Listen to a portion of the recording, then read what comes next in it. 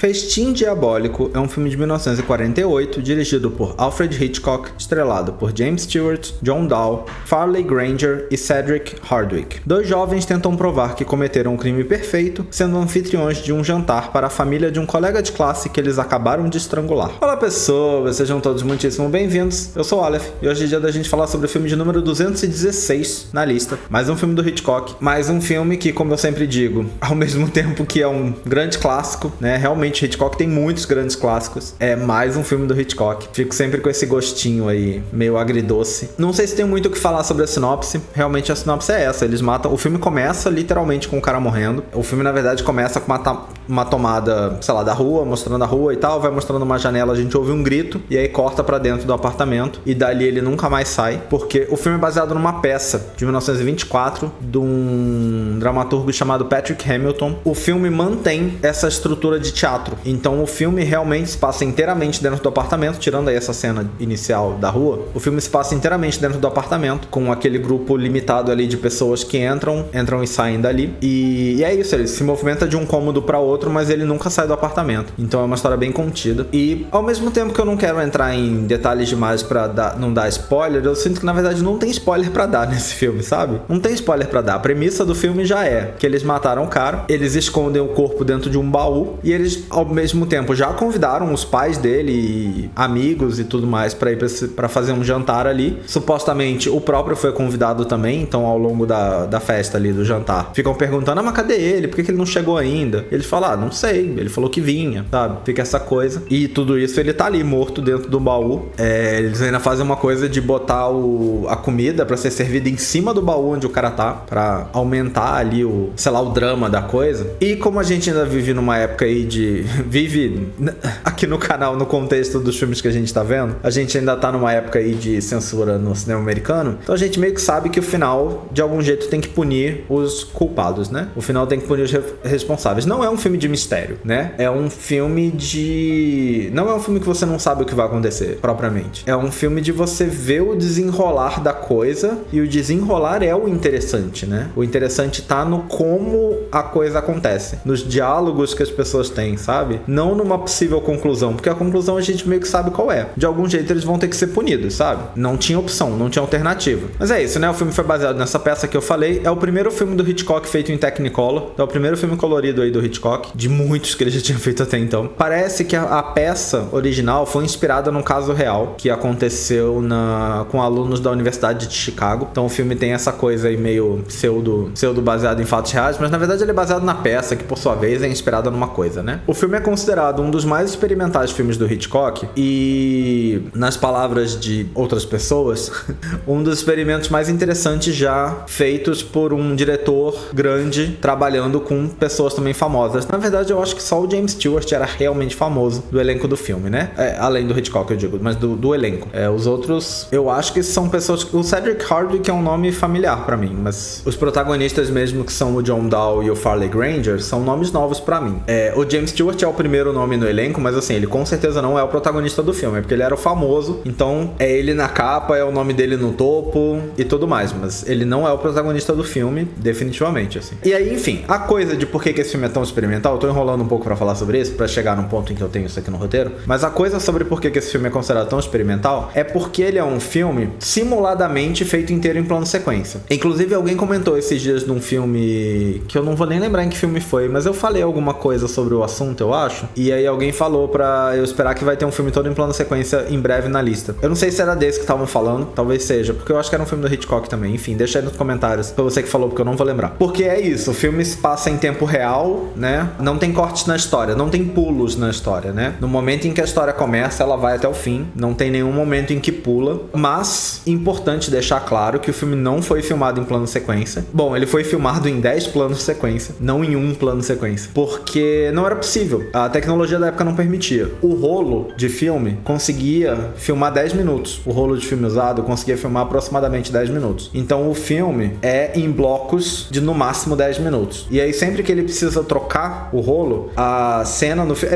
É bem nítido pra gente hoje em dia. Mas a cena no filme vai, por exemplo, pra trás de um sofá. A câmera vai pra trás de um sofá. E aí ela chega bem perto do sofá, de modo que fica tudo preto, sabe? E aí troca o filme. E aí sai do sofá pra continuar a cena, sabe? sabe? Ou nas costas de alguém. Esse tipo de coisa, esse é o truque. É sempre a câmera indo pra alguma coisa que fica tudo escuro e aí segue dali com o novo rolo. Então é isso, é um filme que ele é feito pra funcionar como um plano sequência, mas ele não foi filmado comum porque não era nem possível, a tecnologia não permitia, né? Não é nem culpa de ninguém que não quis arriscar, a tecnologia realmente não permitia que isso fosse feito na época. Mas aí funciona bem, porque como o filme é teatro, né? No teatro não tem cortes. No teatro a cena acontece direto, sabe? Bom, obviamente tem teatros aí com intervalo, né? Mas não é o caso. Tem peças com intervalo, mas não é o caso. Então funciona muito bem. A sensação realmente é que você tem essa história montadinha ali pra funcionar ela inteira de uma vez só. E ela funciona, assim, muito bem. Pra fazer o filme desse jeito, o filme foi muito planejadinho, sabe? O James Stewart, inclusive, disse que não gostou do processo de filmar esse filme. E ele falava que era muito estranho que os ensaios, a coisa sendo ensaiada, a coisa importante sendo ensaiada, era a câmera e não os atores. Porque o filme não tem corte, né? Então o filme não tem muita edição, na verdade. O filme foi todo muito planejadinho, muito ensaiado, e ele não tem edição, porque você não tem cortes durante, né? Cada take desse inteiro não tem como cortar. Então, né? Você só tem como escolher qual take você vai usar. Fazer mais de um e escolher qual que você vai usar. O que aparentemente aconteceu, principalmente nos últimos. Os últimos rolos do filme, parece que o Hitchcock filmou mais de uma vez. Porque queria que... Não achou que tava muito bom. Eles tiveram que construir um set todo próprio pra fazer essa filmagem. Então, com coisas como paredes que saíam de lugar, voltavam. Teve que ter equipe, tipo, tirando um sofá pra deixar a câmera passar, depois botando o sofá de volta no mesmo lugar pra que a cena, né, a sala pudesse continuar igual. Então foi uma coisa complicada de se filmar. Nesse sentido aí que a gente, na verdade, vê hoje. Hoje em dia tem muito making off de coisas do tipo, né? Cenas filmadas em plano sequência, em que o cenário muda, e aí a gente tem hoje imagens de making off de, sei lá, uma equipe de 10, 15 pessoas tirando tudo do lugar, botando outras coisas no lugar. É uma coisa que foi feita aqui nesse filme, porque ele foi filmado, né, essencialmente desse jeito. O James Stewart, inclusive, não achou que o filme foi bem sucedido, que deu certo. Muito tempo depois do filme ter sido lançado, ele disse que valeu a pena a tentativa e que ninguém além do Hitchcock teria tentado, mas que não funcionou. Na opinião dele, não funcionou. E aí, tem um ponto relevante. Tem um ponto interessante sobre o filme, uma coisa que se fala muito sobre o filme hoje em dia. A internet me diz da seguinte maneira. Ela diz que críticas e comentários recentes falam que o filme dá indiretas de que os dois protagonistas, o Brandon e o Philip, que são os personagens do John Dahl e do Farley Granger, são esses dois que matam e que moram ali nesse apartamento, que eles seriam um casal gay, apesar disso ser um tema muito controverso pra época. O que eu acho engraçado é que fala que, né, coisas recentes dizem que tem isso escondido ali, mas aparentemente a peça isso é abertamente na peça. A peça explicitamente retrata os dois como um casal gay. A internet ainda me diz que os atores, o ator que fez o John Dahl, a internet diz, acredita-se que ele era gay, então talvez não tenha uma confirmação aí, mas que o roteirista era, e o Farley Granger, que faz o outro, era bissexual, e aparentemente o roteirista e o Farley Granger estavam namorando na época que o filme foi feito. Então tem aí muitas pessoas envolvidas, e aí aparentemente tem um livro que depois foi adaptado para um documentário. O livro é dos anos 80 e o documentário é de 1995. Ambos sobre homossexualidade em Hollywood antiga e tal. E aí, tanto no livro quanto no filme, eles entrevistaram esse roteirista. Tem aí falas do roteirista do filme. E ele fala que, assim, isso nunca foi discutido sobre se os personagens eram gays ou não. O que, de novo, na peça eles são abertamente. Mas que no filme nunca foi discutido se eram. Mas que ele, o roteirista que fez o roteiro do filme, falava, olha, eu acho que pra mim tá claro. E diz que os censores da época não perceberam, não devem ter percebido, porque eles não faziam ideia de como seria, sabe? Como, né, era uma coisa que não podia ser retratada, era um grande tabu na época, era uma coisa sobre a qual não se falava. Então, pra quem não estava envolvido, não sabia como que era pra ser, sabe? Parece que no mesmo documentário também entrevistam o Farley Granger, né, que faz um dos atores, e ele ele diz, a gente sabia que eles eram gay, tipo, ninguém falava nada sobre isso, era 1947, mas assim, a gente sabia. Então, parece pra mim que todo mundo na produção do filme, ou pelo menos uma quantidade razoável de pessoas na produção do filme, estava bem ciente do fato. De novo, na peça, eles são abertamente. Então, qualquer pessoa ali que viu a peça também sabia disso, né? O filme, na época, recebeu críticas mistas e não foi bem com o público, mas ao longo dos anos foi sendo um filme mais elogiado, sendo considerado mais um clássico aí. E o roteirista, de novo, disse que na época ele acha que o filme não fez sucesso porque justamente essa coisa dos personagens gays, por mais que não seja explícita, tá ali implícita no filme, e ele acha que isso incomodou o público da época. É uma opinião dele, não tem nenhum comentário de crítica sobre isso,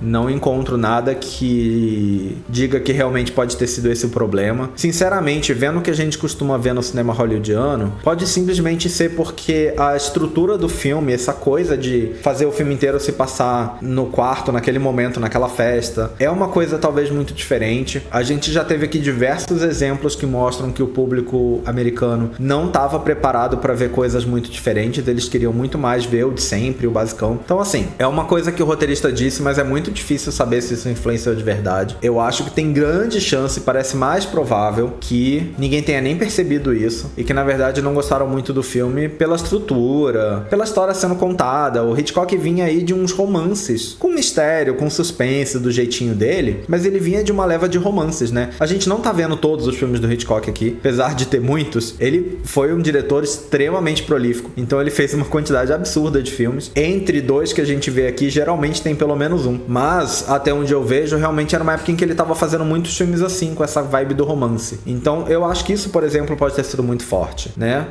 Depois de fazer, sei lá, 3, 4 filmes aí com uma Ingrid Bergman, que tava fazendo um monte de filme com ele, e casaizinhos que as pessoas gostavam muito, ele vinha fazer um filme desse com essa história muito mais minimalista, porque né? Centrada ali só nesse assassinato e nessa coisa do vão descobrir, não vão descobrir, vão descobrir, não vão descobrir. Eu não sei o quanto o público da época tinha a censura em mente pra saber que tem que descobrir, não tem como, não existe a possibilidade de ter um final diferente, então não tem de verdade um mistério de como que o filme vai concluir, sabe? Mas eu acho que tudo isso afeta, sabe? Eu acho que tudo isso tem pelo menos grande chance de afetar. É difícil saber se essa coisa que ele falou fazia realmente algum sentido na época, se as pessoas iam de verdade perceber isso. Enfim, vamos dar uma olhada no que o livro fala sobre esse filme.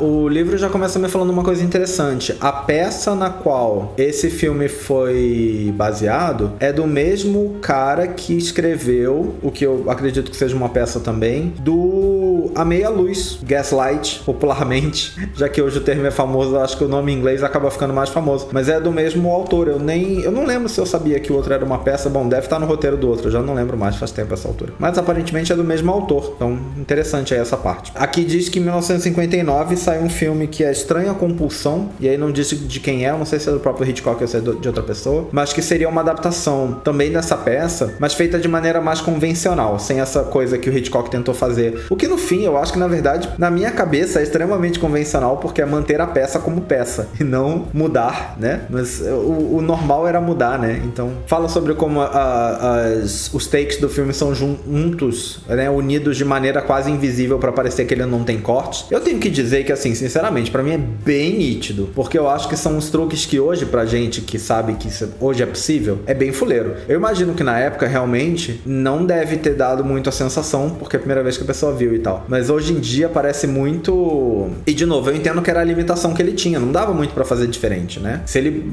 falasse pras pessoas, tipo, fica parado, estátua, e aí troca o rolo, continua. Ia ficar pior, sabe? Porque não ia ficar 100% parado, não ia ficar 100% igual. Eu acho que ia ficar pior. Então, na verdade, eu acho que ele fez o que ele pôde. Dito isso, eu acho que é bem óbvio. Cada corte, todos os cortes são muito óbvios. E aí o livro cria uma teoria aqui da cabeça dele, mas que não é desinteressante, que é que eles acham que pelo público não estar acostumado com a ideia e simplesmente assistir um filme na cabeça deles como se fosse ali uma história corrida de qualquer jeito, que a ideia do plano sequência não seria uma coisa tão percebida propriamente pelo público da época, e que talvez o Hitchcock estivesse fazendo esse filme muito mais para que outros cineastas vissem, olha, dá pra fazer filme desse jeito também, sabe? É um novo jeito de ver filme. E aí compara com outros filmes que fizeram isso, ou o Movimento Dogma 95, que, né, do Lars von Trier e tal, e com A Bruxa de Blair, né, que também foi um filme que experimentou num formato que depois outros filmes fizeram o mesmo.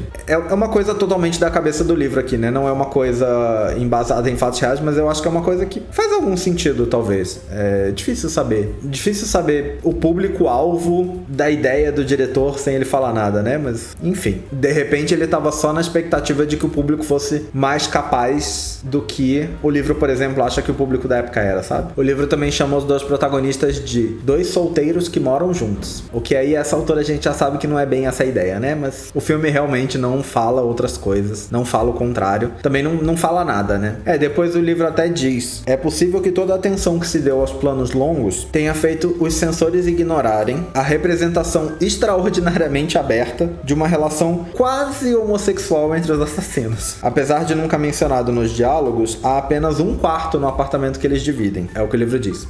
O livro até não fala sobre o fato de que na peça eles são abertamente gays, né? Mas é isso. Então, como eu falei no começo desse vídeo, mais um filme do Hitchcock. Por um lado, eu queria que tivesse menos. A gente já passou aqui por alguns que eu tiraria. Esse, pra mim, já é um filme que, por ele ter experimentado por uma coisa que não estava sendo feita, eu acho que ele já é mais interessante do que muitos outros, sabe? Eu gosto de teatro e eu acho que qualquer pessoa que gosta de teatro provavelmente vai ver esse filme e ter um apreço especial por ele, porque eu acho que o jeito como ele conta a história, esse jeito muito teatral, é super interessante de se ver no cinema, especialmente quando isso simplesmente não era feito, né? Eu acho que aumenta, né, o interesse do filme. Eu acho que torna ele mais interessante do que simplesmente a história que ele conta, é o jeito que ele conta. Enquanto diversos outros filmes que a gente vê, o interessante é a história, a atuação, mas o jeito não tem nada muito particular, nesse filme o jeito é o principal, né? O jeito é mais interessante, a forma é mais interessante que a história. A forma é mais interessante que as atuações, sabe? A forma é o principal aqui. E eu acho que todos são legais, né? Todos são interessantes. O legal pra mim é a variação. E eu acho que esse filme traz uma variação, né? E pra mim esse é o maior mérito dele na lista. Eu acho que eu achei um filme ótimo, tá? Eu quero deixar bem claro que eu achei um filme ótimo, adorei o filme. Mas eu acho que o mérito dele na lista, pra mim, é maior pela forma do que pelo filme em si, né? É pela ideia do que pelo resultado, sabe? Eu até acho que o resultado é bom.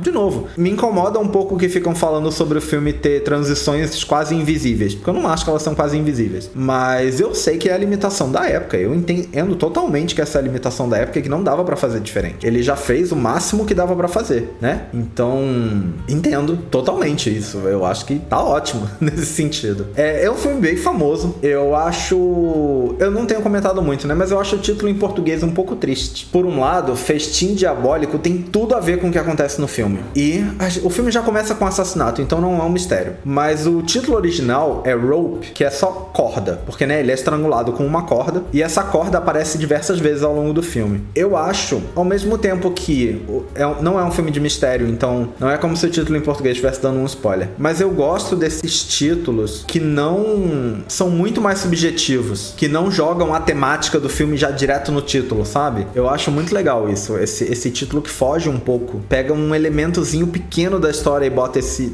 elemento pequeno no título, em vez de fazer um título que descreve o filme. Porque eu acho que Festim Diabólico meio que descreve o filme, sabe? De um jeito que o Rope original não descreve, né? Então eu acho interessante isso. Mas é isso, é um grande clássico, é um filme muito famoso. Eu achei maravilhoso, gostei bastante, nunca tinha visto. A gente tá ainda num período da lista que eu vi pouquíssimos filmes, né? Eu acho que até agora, de todos os filmes que a gente viu, 2 ou 3 eu já tinha visto na vida. Eu acho que é isso, 3, 4 no máximo são filmes que eu já tinha visto na vida. Dos 216 que a gente viu até agora. Eu acho que quando chegar nos anos 50 vai começar a ter mais filme que eu vi. 50 e 60 vai começar a ter mais filmes que eu já vi. Mas é isso, eu tenho certeza que muita gente assistiu esse filme. De novo, é um grande clássico. Achei maravilhoso. E quero saber o que vocês acharam também, quem já assistiu. Recomendo bastante pra quem não viu, acho que é um filme realmente bem legal. Fala aí nos comentários o que você achou desse filme, ou o que você achou do vídeo. E espero que vocês tenham gostado do vídeo. Em breve nós estamos de volta com mais um. Até a próxima. Valeu, até mais!